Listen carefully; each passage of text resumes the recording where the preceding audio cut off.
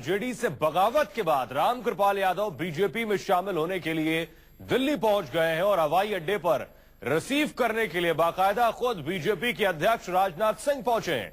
राजनाथ सिंह के अलावा रविशंकर प्रसाद, प्रकाश जावड़ेकर भी उन्हें लेने के लिए पहुंचे हैं। राजनाथ सिंह के साथ पार्टी के दूसरे नेताओं में शुमार हैं रविशंकर प्रसाद और प्रकाश जावड़ेकर। ये दो तस्वीरें हम आपको दिखा रहे हैं।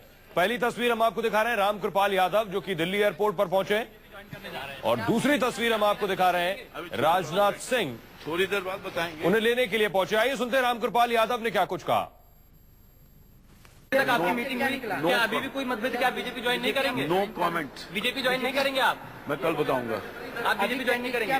कल मैं बताऊंगा। अभी मीटिंग में क्या बातचीत हुई?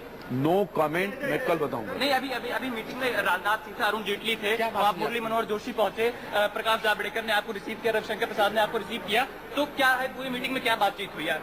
मैं कुछ भी नहीं बोलूंगा, कल बोलूंगा। क्या अभी भी कोई मतभेद ऐसा रहा है बीजेपी के साथ आपको ज्वाइन करने में, सीटों को लेकर? Sorry please sorry. क्या आपके साथ कुछ और लोग भी पार्टी ज्वाइन कर रहे हैं? सॉरी, क्या आप कुछ सीटों को लेकर यहाँ पर बातचीत कर रहे थे? रामकृपाल जी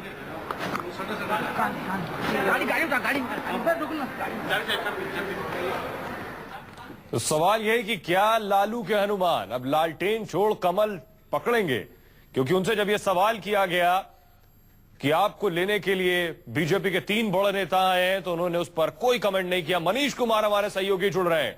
मनीष, खुद बीजेपी अध्यक्ष राजनाथ सिंह, प्रकाश जावड़ेकर, रविशंकर प्रसाद रामकृपाल यादव को रिसीव करने के लिए एयरपोर्ट पहुंचे, लेकिन उनसे सवाल किया गया तो उन्होंने कहा कल बात करेंगे। इसके मायने क्या अभी कुछ बीजेपी से तस्वीर साफ नहीं हुई है या आज बैठकर बातचीत करनी है? नहीं सुहेल, देखिए जैसे ही रविशंकर प्रसाद और प्रकाश जावड़ेकर यदि एयरपोर्ट पर जा रहे हैं रामकृपाल यादव को रिसीव करने के लिए, तो ये अपने आप में काफी कुछ कहता है। ये खुद कहता है कि किस तरीके से बीजेपी जो है वो रेड कारपेट बिछाकर जो है जिस तरीके से रामविलास पासवान को वेलकम किया गया, और अब रामकृपाल यादव बिहार में रामकृपाल यादव को वेलकम करने की तैयारी हो रही है। जहां तक राजनाथ सिंह का सवाल आपने पूछा सुहेल, तो मैं बता दूं राजनाथ सिंह वो हैदराबाद के लिए रवाना हुए थे और एयरपोर्ट के वीआईपी लॉन्च पे अचानक जो है राजनाथ सिंह पहुंचे।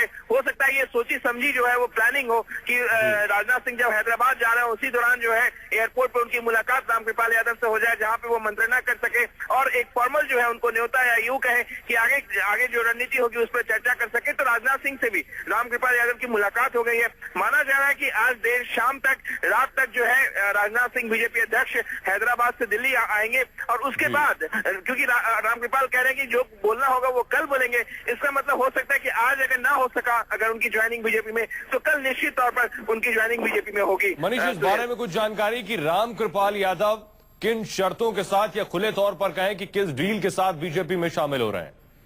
देखिए निश्चित तौर पर उनकी निगाह जो है वो पाटलिपुत्रा लोकसभा सीट पर है।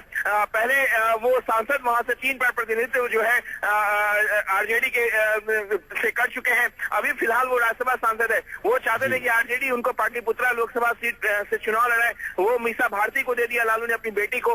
तो जाहिर तौर पर उनकी निगाह जो है, लेकिन माना जा रहा था कि नवल किशोर यादव जो है वो बीजेपी के उम्मीदवार हो सकते हैं। नवल किशोर यादव ये संकेत आ रहा है, सूत्र बता रहे हैं कि वो बैठने को तैयार है रामकृपाल यादव के लिए। तो ये निश्चित तौर पर शर्त हुई कि रामकृपाल यादव जो है वहां से चुनाव लड़े। और आपको बता दूं पाटलिपुत्र जो लोकसभा सीट है, फिलहाल वहां से रंजन यादव जो कि जेडीयू के सांसद हैं, तो जाहिर तौर पर बीजेपी की निगाह इस लोकसभा सीट पर होगी और रामकृपाल यादव से सशक्त उम्मीदवार जो है उनको कोई नजर नहीं आ रहा होगा। सुहेल, मनीष, शुक्रिया इस तमाम बातचीत के लिए। तो रामकृपाल यादव दिल्ली पहुंच गए हैं और मुमकिन है आज शाम तक वो बीजेपी में औपचारिक रूप से शामिल हो जाएं, लेकिन उन्होंने कोई भी कमेंट करने से इनकार कर दिया। उन्होंने कहा कि मैं कुछ भी कल बोलूंगा। आइए आपको सुनवाते हैं कि राबड़ी देवी और उनकी बेटी मीसा भारती ने क्या कुछ कहा।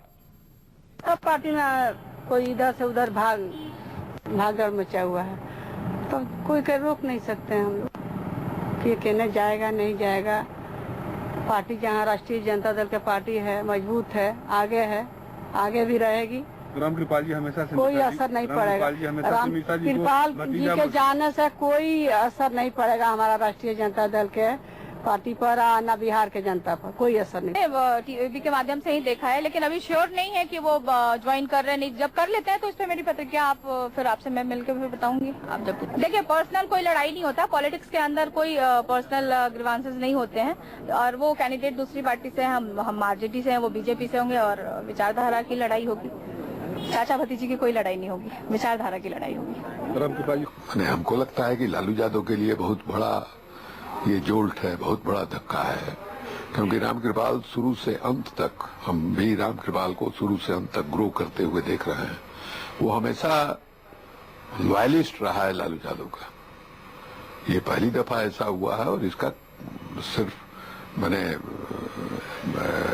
थोड़ा प्रभाव नहीं पड़ेगा, पूरे बिहार भर में वो लालू यादव के बाद नोन आदमी है और यादव समाज में उसकी एक इज्जत है। लोगों को ये लगेगा कि ऐसा आदमी लालू यादव को छोड़ करके अलग हो रहा है, इसका मतलब है कि कोई गंभीर बीमारी जो है लालू यादव को यहाँ है।